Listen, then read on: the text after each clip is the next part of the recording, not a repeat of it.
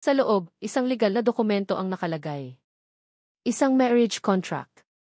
Sa ilalim nito, may isang maikling sulat, nakasulat sa isang eleganteng stationery na may logo ng Alcaraz Corporation. Shayna, ito na ang huling alok. Pumirma ka, o sisiguraduhin kong malalaman ng buong mundo kung gaano kalapit sa pagkalugi ang Madrigal Holdings. Isang salita ko lang, babagsak ang lahat ng pinaghirapan mo. Mamili ka. Marco. Binitiwan ni Shayna ang papel na parang napaso siya. Ang hangin ay tila nawala sa kanyang mga baga. Ito na. Ang ultimatum. Ang pader na papalapit ng papalapit para durugin siya. Tiningnan niya ang kanyang cellphone, nag-iisip na tawagan si Lyra. Ngunit ano ang sasabihin niya? Na nabigo siya. Na ang kumpanyang ipinagmalaki niya ay hawak na ngayon sa liig ng kanyang pinakakinaiinisang tao. Ang pag-asa na naramdaman niya kagabi ay naglaho, napalitan ng isang malamig at madilim na desperasyon. Napasandal siya sa pader, sapo ang kanyang tiyan. Pakiramdam niya ay wala na siyang matatakbuhan. Ang pamilya niya ay kinalaban siya. Ang kumpanya niya ay gagamitin laban sa kanya. Ang buong mundo niya ay guguho. At sa gitna ng kanyang pagpapanik, isang tunog ang biglang pumunit sa katahimikan. Isang matinis, walang tigil at nakakabinging tunog. Ang fire alarm. Wiu wiu wiu. Nanigas si Shayna.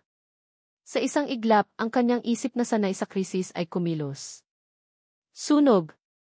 Tumingin siya sa ilalim ng kanyang pinto. Isang manipis na itim na usok ang dahan-dahang gumagapang papasok. Amoy na susunog na plastik. Ang kanyang puso ay nagsimulang tumibok ng napakabilis. Okay, Shayna, kalma, bulong niya sa sarili, sinusubukang paganahin ang kanyang utak. Kumuha ka ng basang tuwalya. Pumunta ka sa fire exit. Ngunit ang kanyang katawan ay hindi sumunod. Ang takot ay paralisado. Ang mga binti niya ay nanginginig. At pagkatapos, isang sakit ang biglang tumama sa kanya. Isang matalim, kumikirot na sakit sa kanyang tiyan na nagpatili sa kanya. Napahawak siya sa kanyang sinapupunan, napaluhod sa sahig. Ang sakit ay nawala, ngunit pagkatapos ng ilang segundo, bumalik na naman ito, mas malakas. Hindi. Hindi ngayon. Please, hindi ngayon. Dahil sa stress, sa takot, sa desperasyon, ang kanyang katawan ay sumusuko na. Nag-uumpisa na siyang manganak. Ang usok ay palapot ng palapot. Ang init ay gumagapang na sa mga pader. Ang tunog ng alarma ay halo-halo na sa ugong sa kanyang tainga. Sinubukan niyang gumapang patungo sa pinto, ngunit bawat galaw ay isang bagong alon ng sakit. Nanghihina na siya. Ang kanyang paningin ay nanlalabo. Ang huling naisip niya ay ang kanyang anak. Ang kanyang anak na hindi pa niya nakikita, na ngayon ay nasa panganib dahil sa kanya. Yuan. Ang pangalan ay isang bulong lang sa kanyang isipan, isang panalangin sa gitna ng impyerno. Habang ang itim na usok ay bumabalot sa kanya, at habang nararamdaman niyang nawawalan na siya ng malay, isang malakas na kalabog ang narinig niya mula sa pinto. Isa pa. At isa pa. Boom! Ang pinto ay bumagsak. Sa gitna ng usok at ng orange na sinag ng apoy mula sa hallway, isang anino ng isang tao ang lumitaw. Isang pamilyar na anino. Shay! Isang sigaw na puno ng takot at determinasyon. Shay! Nandito na ako. Ang mundo ni Yuan ay naging isang magulo at mainit na impyerno. Ang usok ay makapal at nakakasulasok, pumapasok sa kanyang ilong at lalamunan, nagpapahirap sa bawat paghinga. Ang init mula sa hallway ay tila tumutunaw sa kanyang balat. Ngunit wala siyang pakialam. Ang tanging nakikita niya ay si Shayna, nakahandusay sa sahig, ang mukha ay namumutla, ang mga mata ay halos nakapikit na. Shay, sigaw niya ulit, gumagapang palapit dito. Hinawakan niya ang balikat nito. Shay, gumising ka. Kailangan nating umalis dito. Nagmulat si Shayna, ang mga mata ay puno ng takot at sakit. Ayuan. Bulong nito. Ang sakit di. Alam ko, sabi ni Yuan, pilit na pinapakalma ang sarili para sa kanilang dalawa. Ilalabas kita dito. Magtiwala ka sa akin. Hinubad niya ang kanyang t-shirt at itinakip sa ilong at bibig ni Shayna. Dahan-dahan, maingat ngunit mabilis, isinukbit niya ang mga braso nito sa kanyang balikat at binuhat siya. Ang bigat ni Shayna, kasama ang bata sa kanyang sinapupunan, ay halos magpabuwal sa kanya, ngunit humugot siya ng lakas mula sa adrenaline at sa desperadong pangangailangang iligtas sila. Huminga ka lang dyan, sabi niya, halos paubo na dahil sa usok. Huwag kang bibitaw, Shay. Ang paglabas sa hallway ay parang pagpasok sa bibig ng isang dragon. Ang apoy ay gumagapang na sa kisame, at ang mga piraso ng nasusunog na materyales ay nalalaglag sa kanilang paligid. Bawat hakbang ay isang panganib. Isang maling galaw lang at pareho silang magiging abo. Pinrotektahan niya si Shayna gamit ang kanyang likod, tinitiis ang mga nagbabagang piraso na tumatama sa kanya. Ang tanging nasa isip niya ay ang fire exit sa dulo ng pasilyo.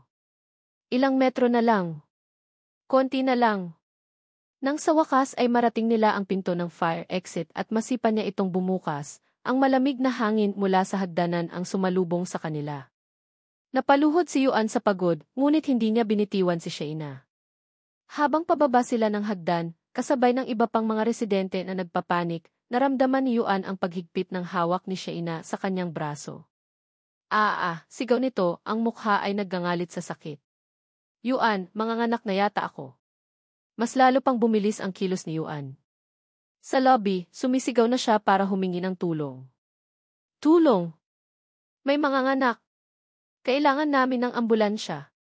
Ang mga sumunod na pangyayari ay malabo na. Ang mga tunog ng sirena. Ang mga boses ng mga paramedic. Ang pagpasok sa kanila sa ambulansya. Ang tanging malinaw kay Yuan ay ang kamay ni Shayna na mahigpit na nakahawak sa kanya, na parang iyon ang tanging bagay na totoo sa gitna ng kaguluhan. Huwag mo akong iiwan, bulong nito, ang boses ay nanginginig. Hindi, sagot ni Yuan, hinawakan ng mas mahigpit ang kamay nito. Nandito lang ako. Hindi kita iiwan. Sa ospital, ang lahat ay kumilos ng mabilis. Dinala si Shayna sa delivery room. Sinubukan siyang pigilan ng isang nurse, ngunit umiling si Yuan. Ako ang ama, sabi niya, isang kasinungalingan na nagmula sa isang katotohanang mas malalim pa sa dugo. Sa loob ng delivery room, nanatili siya sa tabi ni Shayna. Hinawakan niya ang kamay nito habang dumadaing ito sa sakit. Pinunasan niya ang pawis sa noo nito. Ibinulong niya sa tainga nito ang mga salitang nagpapalakas ng loob. Kaya mo yan, Shay. Malakas ka. Nandito lang ako. Isang hininga pa. Para sa anak natin. Ang bawat sigaw ni Shayna ay parang isang punyal sa puso ni Yuan. Nakikita niya ang hirap, ang pagod, ang sakit. At sa gitna ng lahat ng iyon, nakita niya ang isang katapangan na hindi niya pa nakikita dati. Hindi ang katapangan ng isang sii, kundi ang katapangan ng isang ina na lumalaban para sa kanyang anak. Pagkatapos ng tila isang walang hanggang paghihirap, isang malakas na iyak ng sanggol ang pumuno sa silid. Isang iyak na nagpatigil sa lahat. Isang iyak na puno ng buhay. Napabitiw si Shayna sa pagkakahawak kay Yuan, ang kanyang katawan ay bumagsak sa kama dahil sa pagod. Ngunit ang kanyang mga mata ay nakatuon sa maliit na nilalang na inaasikaso ng mga doktor. Dahan-dahang dinala ng nurse ang sanggol na nababalot ng puting tela at inilagay sa dibdib ni Shayna. It's boy, sabi ng nurse, nakangiti. Sa sandaling iyon, ang lahat ng pader sa paligid ni Shayna ay tuluyang gumuho. Ang takot, ang pride, ang galit, lahat ay naglaho. Ang tanging naroon ay isang pag-ibig na napakalaki at napakalinis, isang pag-ibig na hindi niya akalaing mararamdaman niya. Hinaplos niya ang malambot na pisngi ng kanyang anak, at ang mga luha ay muling dumaloy sa kanyang mga mata. Luha ng kaligayahan. Tumingin siya kay Yuan na nakatayo sa tabi niya, ang sariling mga mata ay nangingilid din sa luha. Ang lalaking sumuong sa apoy para sa kanila. Ang lalaking hindi siya iniwan. Pagkalipas ng ilang oras, nang nailipat na si Shayna sa isang pribadong silid at natutulog na ng mahimbing ang kanilang anak na pinangalanan nilang Jasper, bumukas ang pinto. Pumasok si Ricardo Madrigal, kasunod si Marco Alcaraz. Ang kanilang mga mukha ay puno ng pag-aalala o marahil ay pagkukunwari. Shayna, anak. Anong nangyari? Okay ka lang ba? Nag-aalalang tanong ni Ricardo, lalapit sana. Ngunit itinaas ni Shayna ang kanyang kamay, pinipigilan ito. Sa kabila ng kanyang pagod, mayroon siyang bagong lakas. Isang lakas na nagmula sa pagiging ina. Tiningnan niya ang kanyang ama, hindi na may galit, kundi may isang malinaw na desisyon. Tapos na, pa, sabi niya, ang kanyang boses ay mahinahon ngunit matatag. Ako na ang bahala sa lahat. Pagkatapos ay ibinaling niya ang kanyang tingin kay Marco, na nakatayo roon na parang isang estranghero sa sagradong tagpong iyon. Umalis ka na, Marco. Wala ka nang babalikan dito. Natigilan si Marco, hindi makapaniwala. Shayna, hindi mo alam ang sinasabi mo. Alam na alam ko, putol ni Shayna. Pumili ka, Marco. Ang kasunduan ninyo ni Papa o ang kumpanya mo. Dahil kung ipipilit mo ito, sisiguraduhin kong malalaman ng lahat ang pananakot na ginawa mo sa isang buntis na babae. Tingnan natin kung ano ang magiging epekto noon sa stock market. Nakita ni Shayna ang takot sa mga mata ni Marco. Sa unang pagkakataon, siya ang maihawak ng kapangyarihan. Tumalikod si Marco nang walang salita at mabilis na umalis. Naiwan si Ricardo, nakatayo roon, mukhang nalilito at talunan. Tiningnan siya ni Shayna, at sa wakas, ibinaling niya ang kanyang tingin kay Yuan, na tahimik na nakatayo sa isang sulok, nagbibigay sa kanya ng espasyo para harapin ang kanyang mga demonyo. Ang kanyang kanlungan. Ang kanyang bayani. Pwede ba tayong mag-usap? Tanong ni Shayna, ang kanyang boses ay malambot na ngayon. Tayong tatlo. Tumingin si Yuan kay Shayna, pagkatapos ay sa natutulog na si Jasper, at pagkatapos ay bumalik kay Shayna. Tumango siya, isang maliit na ngiti ang sumilay sa kanyang pagod na mukha. Ang digmaan ay tapos na. Panahon na para bumuo ng isang bagong mundo. Ang katahimikan na naiwan sa silid matapos umalis si Ricardo Madrigal ay hindi nakakabingi kundi mapayapa. Iyon ang katahimikan pagkatapos ng isang malakas na bagyo, kung kailan ang hangin ay kalmado na at ang araw ay nagsisimula ng sumilip mula sa mga ulap. Tumingin si Shayna kay Yuan na dahan-dahang lumapit sa tabi ng kanyang kama. Walang salitang namagitan sa kanila. Ang kanilang mga mata na lang ang nag-usap, nagpapahayag ng pasasalamat, paghanga, at isang emosyon na pareho nilang ngayon lang handang aminin. Si Yuan ang unang nagsalita, ang boses ay mahina. Sigurado ka na ba sa desisyon mo? Tungkol sa kumpanya sa ama mo? Tumango si Shayna, ang kanyang tingin ay panatag. Ang Madrigal Holdings ay hindi guguho. Marami akong alam na paraan para isalba ito na hindi kinakailangang ipagbili ang kaluluwa ko. Matagal na panahon ko nang ginagawa to ng mag-isa. Huminto siya sandali at isang maliit na ngiti ang sumilay sa kanyang labi. Pero sa pagkakataong ito ayoko nang mag-isa. Tumingin siya kay Jasper na mahimbing na natutulog sa maliit na bassinet sa tabi ng kama. Nang makita ko siya, Yuan, naintindihan ko ang lahat.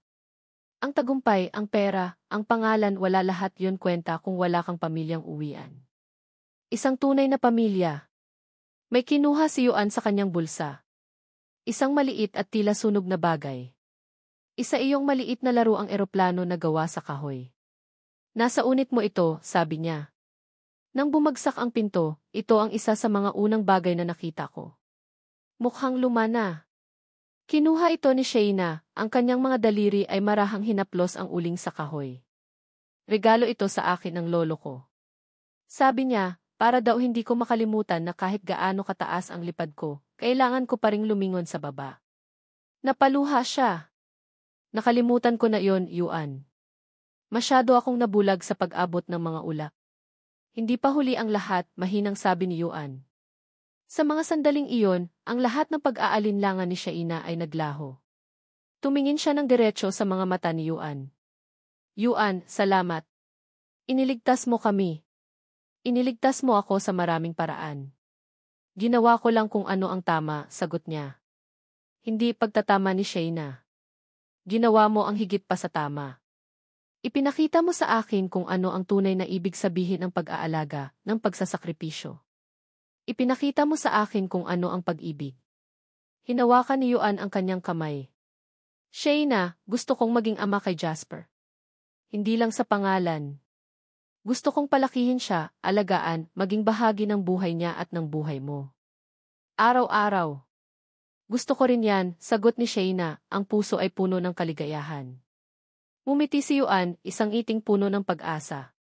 Kung ganoon, Shayna Madrigal, papakasalan mo ba ako? Hindi ito isang granding proposal na may mamahaling singsing at nakaluhod na lalaki. Ito ay isang simpleng tanong sa loob ng isang simpleng silid sa ospital na may amoy ng antiseptiko at tunog ng mahinang paghinga ng isang sanggol. At para kay Shayna, iyon ang pinakaperpektong proposal sa buong mundo. Bulong niya. Yuan. Pakakasalan kita. 6 na buwan ang lumipas. Ang araw ay maliwanag at ang simoy ng hangin ay sariwa. Sa isang maliit at lumang simbahan sa probinsya, napapaligiran ng mga puno at bulaklak, idinaos ang binyag ni Jasper Yuan Madrigal de Marco. Iilan lang ang bisita. Si Lyra na siyang ninang. Ang kapatid ni Yuan na ligtas at masaya na ngayon. Ang ina ni Shayna, na sa wakas ay natutong tumayo sa sarili niyang mga paa at piliin ang kaligayahan ng kanyang anak. Wala si Ricardo. Pinili nitong huwag dumalo, isang desisyon na tinanggap ni Shayna nang may kapayapaan. Nakatayo si Shayna sa labas ng simbahan, karga si Jasper. Hindi na siya nakasuot ng mga business suit. Isang simpleng puting bestida lang ang suot niya. Sa tabi niya ay si Yuan, hindi na nakasuot ng uniforme ng piloto, kundi isang simpleng polo shirt. Iniwan na niya ang kanyang trabaho sa himpapawid para manatili sa lupa, kasama ang kanyang pamilya. Masaya ka ba? Tanong ni Yuan, inaakbayan siya. Tumingin si Shayna sa kanyang mag-ama. Tumingin siya sa maliit na simbahang puno ng totoong pagmamahal. Tumingin siya sa kanyang sarili, hindi na ang babaeng bakal, kundi isang babae na natagpuan ang tunay na lakas sa pagtanggap ng kahinaan at sa katapangang sumandal sa iba. Handa ka na ba para sa susunod na kabanata? Bulong ni Yuan sa kanya. Mumiti si Shayna, isang ngiting nagmumula sa puso. Isinandal niya ang kanyang ulo sa balikat ni Yuan habang si Jasper ay mahimbing na natutulog sa kanyang mga bisig. Ang kanyang mundo ay hindi na perpekto. Ito ay magulo, hindi planado at minsan ay mahirap. Ngunit sa kauna-unahang pagkakataon, ito ay buo. Basta't kasama kita, sagot niya. Handa na ako.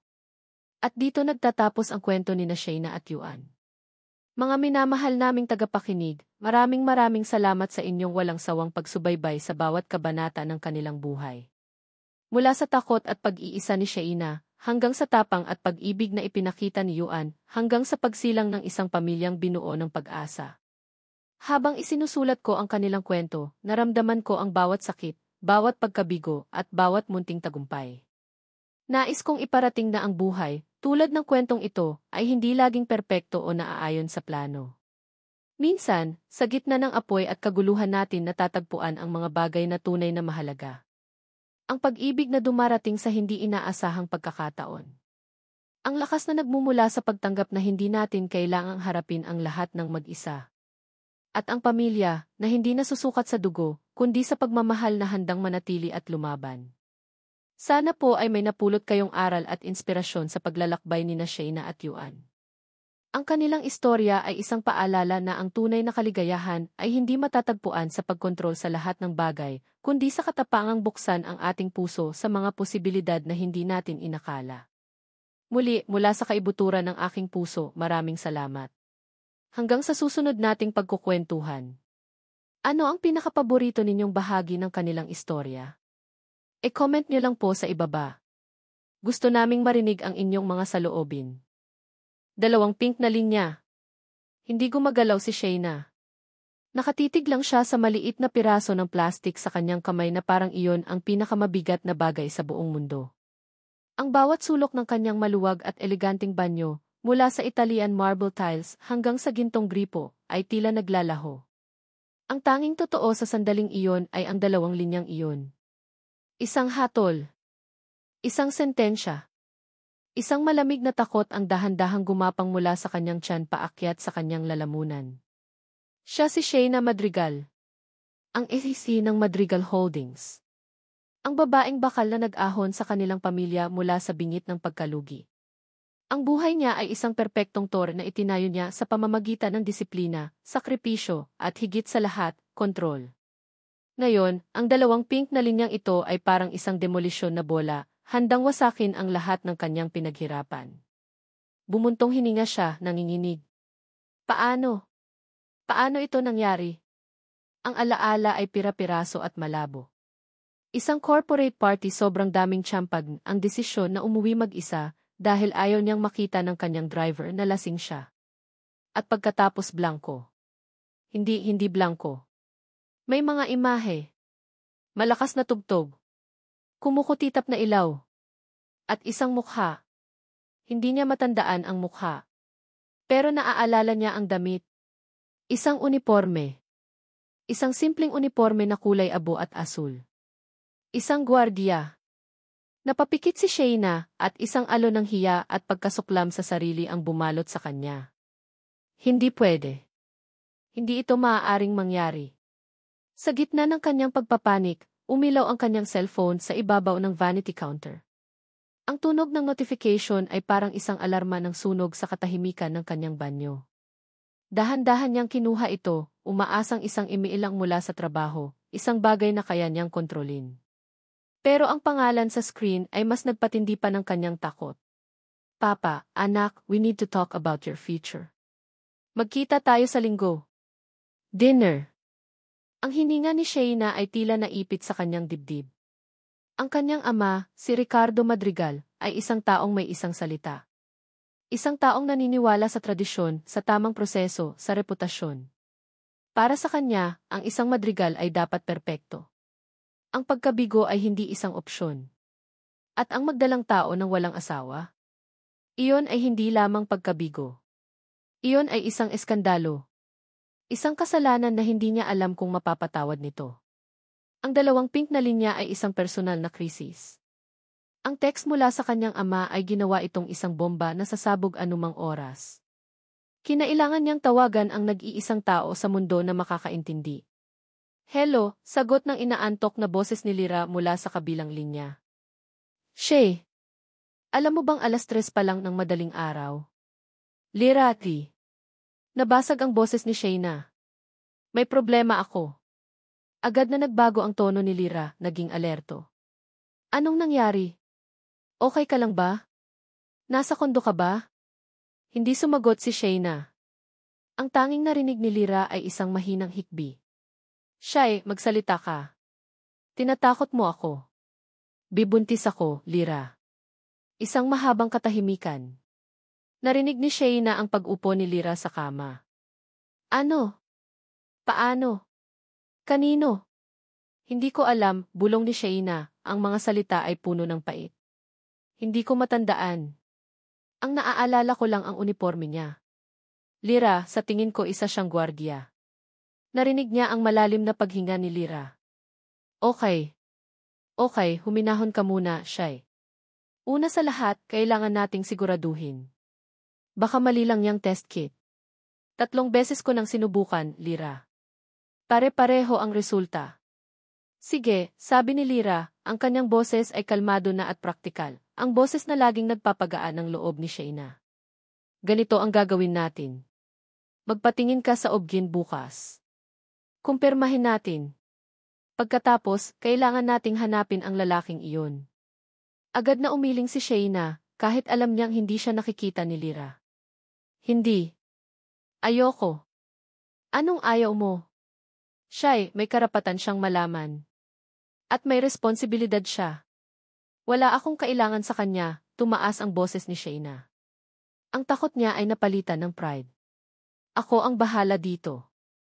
Aayusin ko to, gaya ng dati. Hindi ito isang business deal, Shay. Buhay yan, mariing sabi ni Lyra.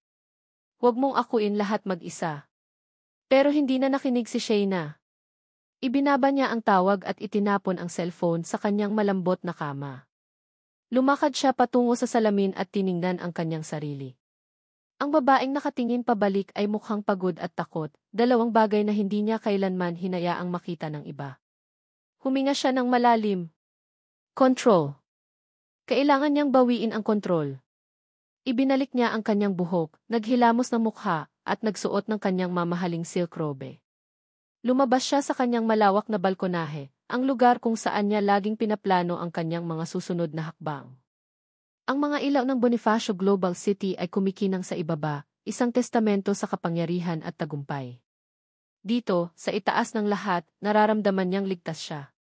Pinikit niya ang kanyang mga mata, hinahayaang dampian ng malamig na hangin ang kanyang mukha. Kaya niya itatago niya ito hanggat kaya niya. Mag-iisip siya ng solusyon. Walang makakaalam. Lalo na ang kanyang ama. Nang imulat niya ang kanyang mga mata, napatingin siya sa katapat na unit ng kondominium. Dati itong walang laman pero ngayon may mga ilaw na nakabukas. May isang lalaking nag-aayos ng mga kahon. Nakatalikod dito sa kanya, kaya't hindi niya makita ang mukha. Malapad ang balikat nito at matangkad. At pagkatapos, gumalaw ito at isang detalye ang tumama sa mga mata ni Shayna na parang kidlat. Ang damit na suot nito. Isang uniporme. Isang pamilyar na uniporme na kulay abo at asul. Isang unipormeng panggwardiya. Huminto ang pagtibok ng puso ni Shayna. Ang hangin ay tila nawala sa kanyang mga baga. Ang lalaking iyon ang bagong kapitbahay niya, hindi kaya? Ang toring akala niya ay matatag ay nagsimulang gumuho. Ang bawat kilometro patungo sa bahay ng kanyang mga magulang sa Quezon City ay parang 1 kilometro patungo sa kanyang sariling bitayan. Mahigpit ang kapit ni Shayna sa manibela ng kanyang sasakyan, ang mga daliri niya ay namumuti na. Pinaghandaan niya ang gabing ito na parang isang board meeting sa harap ng mga pinakamatinding investor. Mayroon siyang script sa kanyang isip, mga posibleng tanong, at mga nakahandang sagot.